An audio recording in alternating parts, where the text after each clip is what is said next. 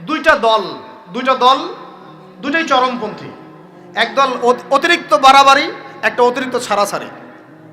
বাড়াবাড়ি আর ছাড়াছাড়ি। একটা অতিরিক্ত বাড়াবাড়ি, সে একদম শবে বরাতকে মনে হয় লাইলাতুল কদরের উপরে নিয়ে যাচ্ছে আর কি। লাইলাতুল নিসফু মিনাশ শাবানকে কোনো কোনো ক্ষেত্রে বাড়াবাড়ি পন্থীরা একদম লাইলাতুল কদরের উপরে নিয়ে চলে যাচ্ছে। আর ছাড়াছাড়ি যারা, তারা বলছে এই রাত্রে কোনো কিছুই করা যাবে না। দুইটাই চরমপন্থী। বুঝতে পারছেন না মনে হয় কথা? একদল এটাকে নিয়ে এত বেশি বাড়াবাড়ি করছে যে এটাকে একদম লাইলাতুল কদরের উপরে নিয়ে চলে যাচ্ছে। আরেক দল দেখা যাচ্ছে এটাকে এমনভাবে পরিত্যাগ করছে না, এই যে কিছুই করা যাবে না, একদম শেষ, কোনো ফজিলতি নাই। এখন আসলে মধ্যম পন্থা কি? মাঝখানে আমরা কি করব তাহলে জানার দরকার আছে কি নাই? অনেক হাদিসের অনেক আলোচনা, প্রায় 40-50 পৃষ্ঠার বই, সব আলোচনা তো মাহফিলে করা সম্ভব না। আমি সারমর্মটুকু বলি। সারমর্ম কি? হাদিসের শবে বরাত নামে কোনো শব্দ নাই, এক নম্বর কথা। কি নাই ভাই? শবে বরাত নামে কোনো শব্দ নাই। আছে লাইলাতুন নিসফু মিনাশ শাবান, শাবান মাসের মধ্য রজনী। শাবান মাসের মধ্য রজনী। শাবান মাস কি? উত্তর, নবী সাল্লাল্লাহু আলাইহি ওয়াসাল্লাম রমজান মাসের পর যে মাসে রোজা রাখতে বেশি গুরুত্ব দিয়েছেন তার নাম শাবান।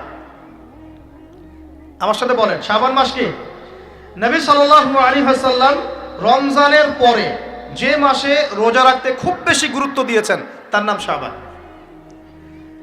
আয়েশা রাদিয়াল্লাহু আনহা তিনি বলতেন যে শাবান মাস আসলে নবী সাল্লাল্লাহু আলাইহি ওয়াসাল্লাম এত বেশি বেশি রোজা রাখতেন যে মনে হতো তিনি রোজা ছাড়বেনই না, সারা মাস রেখে ফেলবেন। মনে হতো বেশি থেকে বেশি রোজা রাখতেন শাবান মাসে। প্রশ্ন হচ্ছে কেন? উত্তর, এমনিতে এই মাসটা বরকতময় এবং এই মাসে আল্লাহ পাক তার রহমতে বিপুল সংখ্যক মানুষকে জাহান্নাম থেকে মুক্তি দান করেন। সুবহানাল্লাহ। নবী সাল্লাল্লাহু আলাইহি ওয়াসাল্লাম এই মাসকে তাজিম করতেন। এই মাসের সম্মানার্থে, এই মাসে আল্লাহর রহমত বরকতের স্বার্থে নবী করিম সাল্লাল্লাহু আলাইহি ওয়াসাল্লাম এই মাসে বেশি বেশি রোজা রেখেছেন। সুন্নত কি শিখলাম? শাবান মাসে বেশি বেশি রোজা রাখা সুন্নত। একটা কি পেলাম ভাই? শাবান মাসে বেশি বেশি রোজা রাখা সুন্নত। আপনি যদি মুকিম হন, শরীর সুস্থ থাকে, মুসাফির না, আপনার সুস্থতা আছে, সব ঠিক আছে, আপনি চেষ্টা করবেন এই মাসে বেশি বেশি রোজা রাখার। পারা যাবে ইনশাআল্লাহ। এটা নবীর সুন্নত হবে। আরেকটা হাদিস মাথায় নিয়ে নেন, আজকে সারা ওয়াজ ভুলে গেলে এই ওয়াজটা ভুলেন না। কি হাদিস? নবীজি বলছেন, তোমাদের সামনে, হে আমার সাহাবীরা, তোমাদের সামনে এমন একটা যুগ আসছে, ওই যুগে আমার সুন্নতকে ধরে রাখাটা হাতের মধ্যে আগুন ধরে রাখার মতো হবে। আমি অনেকদিন এই লেকচারে এই হাদিসটা বলেছি। তোমাদের সামনে এমন একটা কঠিন যুগ আসছে, জামানা সবরিন, সবরের যুগ, কঠিন যুগ। ওই যুগে ঈমান ধরে রাখা, মানে আমার সুন্নতের উপর থাকা, হাতে আগুন ধরে রাখার মতো হবে। ওই যুগে যদি তোমরা আমার একটা সুন্নতকে জীবিত করতে পারো, সমাজে একটা সুন্নত মরে গেছে, ওটাকে আবার জীবিত করতে পারো, তাহলে 50 জন শহীদ সাহাবীর নেকি পাবে। হাদিসটা বুঝলেন? শুধু নেকি না, আপনি 50 জন শহীদ সাহাবীর নেকি পাবেন যখন চলমান সমাজে একটা সুন্নত মিটে গেছে, নাই, মানুষ আমল করছে না, কিন্তু আপনি সেটাকে জীবিত করলেন। পারা যাবে ইনশাআল্লাহ। একটা দেখাচ্ছি, যেমন সাহাবীদের যুগে মানুষ মসজিদে ঢুকলে কি করতো জানেন? আগে 2 রাকাত নামাজ পড়তো। কি করতো? মসজিদে ঢুকেই, ওযু অবস্থায় মসজিদে ঢুকেই তারা বসতেন না। আগে 2 রাকাত নামাজ পড়তেন, দুখুলুল মসজিদ বা তাহিয়াতুল মসজিদ, তারপরে বসতেন। আর নবীজি বলেছেন কিয়ামতের আগে আগে এই দুখুলুল মসজিদ, তাহিয়াতুল মসজিদ, এই নামাজটা উঠে যাবে। উঠে যাচ্ছে না আস্তে আস্তে। মসজিদে ঢুকলে মানুষ ধাপ করে বসে পড়ে, তাই না? মানুষ ভুলেই গেছে না সুন্নত। এখন আপনি যদি এই সুন্নতটাকে আবার জীবিত করতে পারেন, ইনশাআল্লাহ 50 জন শহীদ সাহাবীর নেকি পাবেন। সমাজে এখন দাড়ি শেভ করা ফ্যাশন হয়ে গেছে, বুঝছেন না? অনেকে শেভ না করলে চাকরি দেয় না। শেভ না করলে কি হয় না? চাকরি পাওয়া যায় না। স্কুলে তো না, কলেজে গিয়ে পড়তে গেলে ক্লাস করতে দেয় না। দাঁড়িয়ে আছে, যাও শেভ করে আসো, তাই বলে। এখন সমাজ চলছে উল্টা। এখন যদি আপনি নবীর সুন্নতকে আবার জীবিত করতে পারেন, 50 জন শহীদ সাহাবীর নেকি পাবেন। রাতে ঘুমানোর সময় একটা সুন্নত আছে, 33 বার সুবহানাল্লাহ, 33 বার আলহামদুলিল্লাহ, 34 বার কি আল্লাহু আকবার। বহু মানুষই পড়ে না। আপনি যদি পড়তে পারেন ইনশাআল্লাহ আল্লাহ পাক আপনাকে রেখে দেবেন। সমাজে বহু মানুষ চুল একদম এখন মেসি রোনাল্ডো কাট, তাই না? মেসি কাট আর রোনাল্ডো কাট। আর আমি সিলেট অঞ্চলে দেখে আসছি একদম লন্ডন কাট, দুই পাশ ছিলে মাঝখানে চুল, লন্ডন থেকে শিখে আসছি। এখন চুলেরও কিন্তু সুন্নত আছে, আছে কি নাই? দাড়ির যেমন সুন্নত আছে, চুলের সুন্নত নাই। একদম সামন পিছন সমান করতে পারেন, অথবা যদি চুল নাই থাকে তাহলে চুল মাথা মুন্ডন করেও রাখতে পারেন। অনেক সাহাবীর মাথা মুন্ডিত ছিল। আবার অথবা কানের লতি পর্যন্ত বা কাঁধ বাবড়ি রাখতে পারে। এটা চুলের সুন্নত হলো কিনা? এখন সমাজের সব মানুষ এই সুন্নতটাকে ভুলে গেছে। আপনি সুন্নত মনে করে রেখেছেন, ইনশাল্লাহ আপনি নেকি পাবেন ইনশাআল্লাহ। এরকম অগণিত সুন্নত আছে, অগণিত, যেগুলো আমাদের সমাজ থেকে আস্তে আস্তে উঠে যাচ্ছে। আমি খুব দুঃখের সাথে বলছি, অনেক মসজিদে ফরজ নামাজ পড়ার পরে আমরা কি করি? একটা মোনাজাত করি, আল্লাহুম্মা আমিন বিরহমাতিকা ইয়া আরহামার রাহিম, ব্যাস উঠে চলে গেলাম, তাই না? উঠে চলে যায় না? তারপর স্যান্ডেল নিয়ে বাইরে চলে গেল। অথচ সালাম ফিরানোর পরে একবার বলতে হয় আল্লাহু আকবার, কি বলতে হয়? তিনবার বলতে হয় আস্তাগফিরুল্লাহ আস্তাগফিরুল্লাহ আস্তাগফিরুল্লাহ। বলতে হয় আল্লাহুম্মা আনতাস সালাম ওয়া মিনকাস সালাম তাবারাকতা ইয়া যাল জালালি ওয়াল ইকরাম। একবার পড়তে হয় আয়াতুল কুরসি, 33 বার সুবহানাল্লাহ, 33 বার আলহামদুলিল্লাহ, 33 বার আল্লাহু আকবার, তারপর কালিমা শাহাদা। এরপর সূরা ফালাক একবার, সূরা নাস একবার, ইখলাস একবার। আরো দোয়া, অনেক দোয়া আছে। আল্লাহুম্মা লা মানিআ লিমা আ'তাইত ওয়া লা মু'তিয়া লিমা মানা'ত ওয়া লা ইয়ানফা'ু যাল জাদ্দি মিনকাল জাদ। পড়তে হয় আল্লাহুম্মা ইন্নী আউযু বিকা মিনাল হাম্মি ওয়াল হাযান ওয়াল আজজি ওয়াল কাসালি ওয়াল বুখলি ওয়াল জুবন ওয়া দালা'id দাইন ওয়া গালাবাতির রিজাল। পড়তে হয় আল্লাহুম্মা আ'ইন্নী আলা যিকরিকা ওয়া শুকরিকা ওয়া হুসনি ইবাদাতিক। আরো অনেক দোয়া আছে। দেখেন তো, মোনাজাত করেন, আমি তো না করছি না, আমি তর্ক করতে আসি না এখানে, এটা নিয়ে আমি ঝগড়া করতে আসি। কিন্তু এই সুন্নতটা যে উঠে গেল, মোনাজাতটা করে যে মসজিদ থেকে বের হয়ে চলে গেলেন, এই সুন্নতটার উপর আমল কে করবে? এখন সুন্নত উঠে গেল না? আপনি যদি বসে এখন সুন্নতটা প্রতিষ্ঠা করেন, 50 জন শহীদ সাহাবীর নেকি পাবেন ইনশাআল্লাহ। এগুলো তো গেল আমলিয়াত। সমাজ চলছে সুদের উপরে, আপনি যদি হালাল অর্থনীতি প্রবর্তন করতে পারেন তাহলে কত নেকি পাবেন? সমাজ চলছে জেনায়, আপনি এখন পর্দা প্রতিষ্ঠা করলেন, তাহলে কত নেকি পাবেন? সমাজে চলছে দুর্নীতি, আপনি এখন আমানতদারিতা ইনসাফ প্রতিষ্ঠা করলেন, কত নাকি পাবেন? সমাজে চলছে শয়তানি, সব শয়তানি, কি চলছে? শয়তানি। এখন আপনি আল্লাহ রাব্বুল আলামিনের ওহী প্রতিষ্ঠা করলেন, কত নাকি পাবেন? নিঃসন্দেহে আর অনেক বেশি নাকি পাবেন। আল্লাহ পাক আমাদেরকে সেই লক্ষ্যে কাজ করার তৌফিক দান করুন। প্রিয় ভাইরা, যে কথা বলতে এখানে আসলাম, এক বাড়াবাড়ি এই মাসে নবীজি বেশি বেশি রোজা রাখতেন। তাহলে আমরা কি করবো এই মাসে ভাই? 1 নম্বর কাজ, বেশি বেশি রোজা রাখার চেষ্টা করবো ইনশাআল্লাহ, আল্লাহ তৌফিক দান করবেন। এবার আরেকটা পয়েন্ট বলি, সামনে রমাদান মাস। রমজান মাস আসলে আমরা মাশাআল্লাহ পরিপূর্ণ মুসলিম হওয়ার চেষ্টা করি, কিন্তু সারা বছর এটা ধরে রাখতে পারি না। রমজান মাসে যে নামাজ পড়ে না সেও মসজিদে যায়। দেখা যায় যে জুমার নামাজও পড়ে না, ও তারাবির নামাজ পড়তে যায় কি না? ওই দিন গিয়ে বলে এসি দেন, ইমাম সাহেব এসি অন করেন, তাই না? সারা বছর তো আসে নাই। ওই দিন গিয়ে ইমাম সাহেব এসি বন্ধ কেন? এই মুয়াজ্জিন সাহেব ফ্যান দেন। তখন ওখানে গিয়ে মানে কি বলবো, হ্যাঁ মাতব্বরি করে আর কি। যাক, তারপরেও যে মসজিদে আসছে আমরা দোয়া করি আল্লাহ হেদায়েত দান করুন। আমরা তো কাউকে পিছনে ফিরাই দিব না, দিব?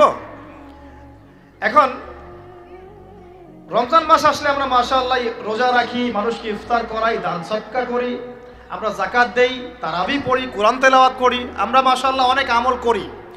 এই আমলগুলো কি একবারে ধাপাস করে ধরে ফেলা সম্ভব না? একটা আস্তে আস্তে ট্রেনিং প্রসেস লাগে।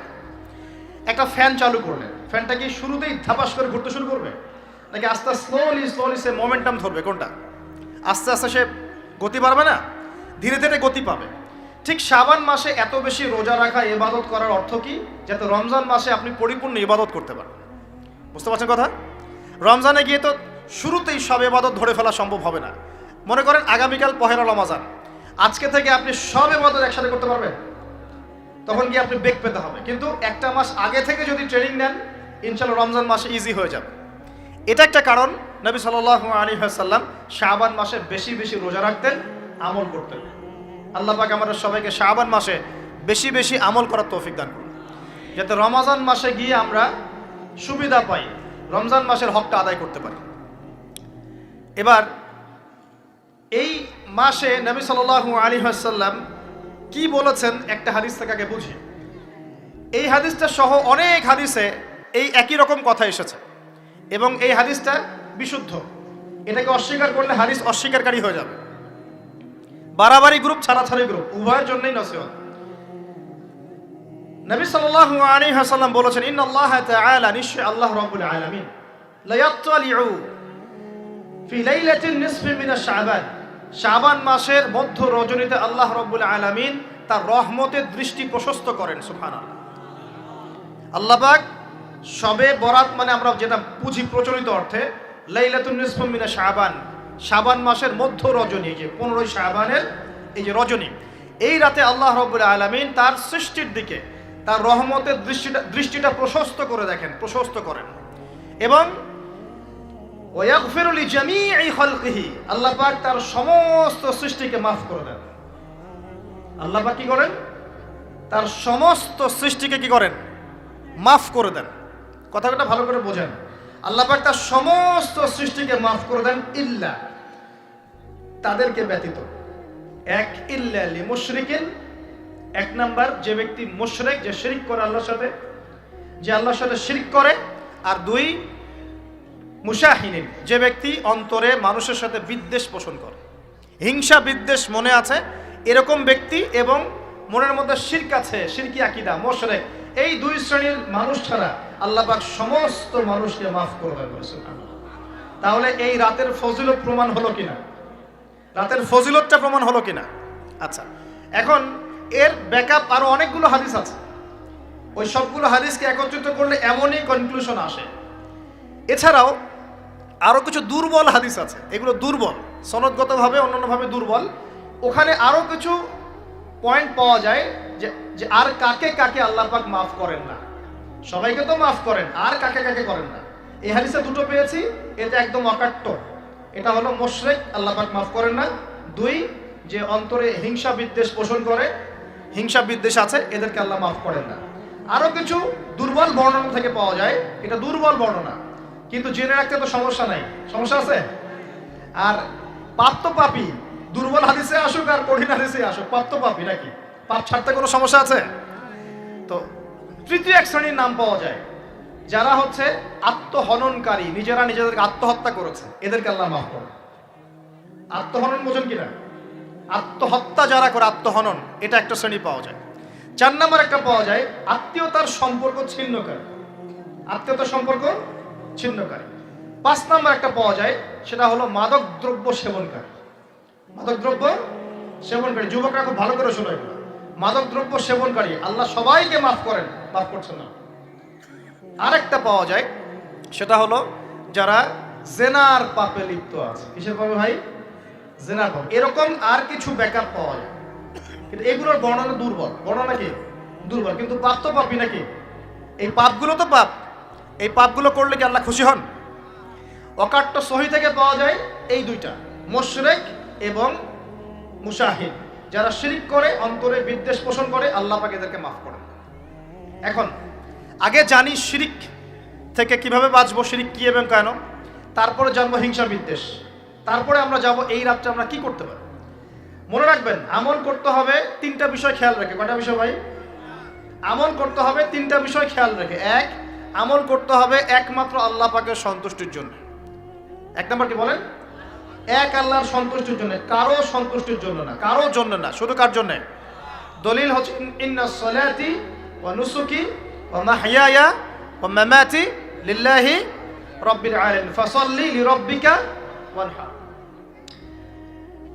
2, আমল হতে হবে একমাত্র নবী সাল্লাল্লাহু আলাইহি ওয়াসাল্লামের সুন্নাত মোতাবেক।